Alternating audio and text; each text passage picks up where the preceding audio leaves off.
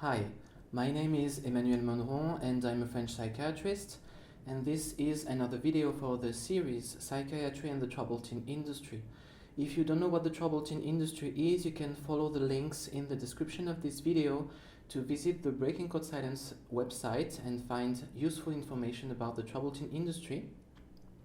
This new video is going to be about fundamental principles of psychotherapy, and today's video is going to focus on individual therapy. There will be more videos about group therapies, family therapies, and also what they call conversion therapy, which is actually not therapy. So I looked for a definition of the word therapy in the Cambridge Dictionary, and this is what I found. Therapy is a treatment that helps someone feel better, grow stronger, etc., especially after an illness. Then I looked for the definition of treatment, and it's defined as the way you deal with or behave towards someone or something. I'm a psychiatrist, and psychotherapy is not my main activity, but I've been working with psychologists for 7 years now, and here's what I would say about individual therapy. I think it's a process that starts with emotions and reactions observation.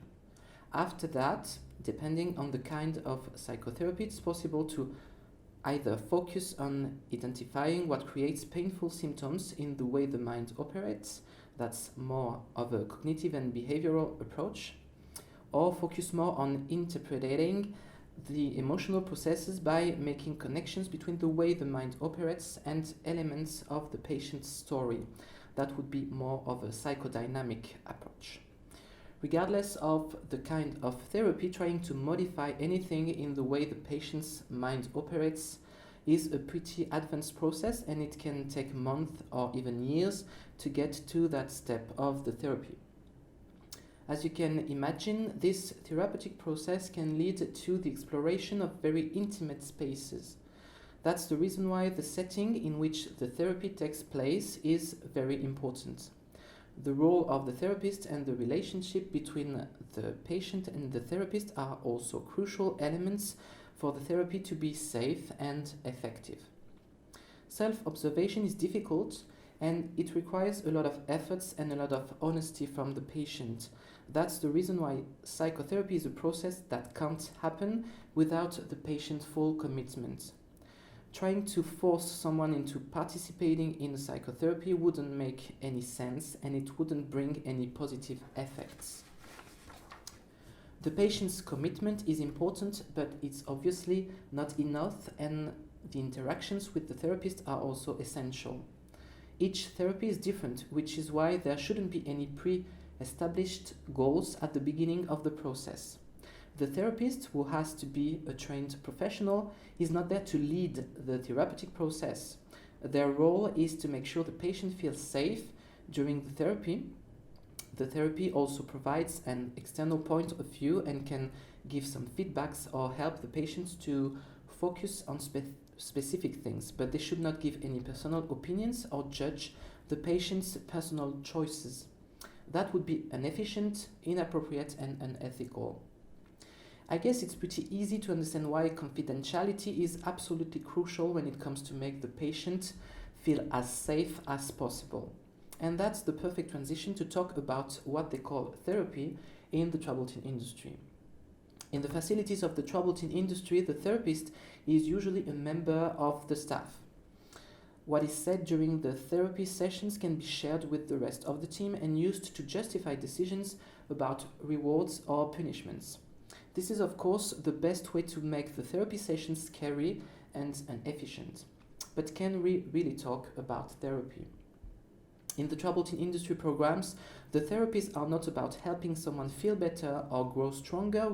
If we come back to the definition of therapy, these sessions are part of some behavior modification programs based on rewards and punishments. During the therapy sessions, the child is expected to say pre-established things that are going to demonstrate that they work the program. What is expected is usually a mix of shaming confessions, whether they are true or not, and self-blaming, showing that the child accepts the fact that they are in the program for good reasons and that they are responsible for what's happening to them. this attitude toward the program would be rewarded.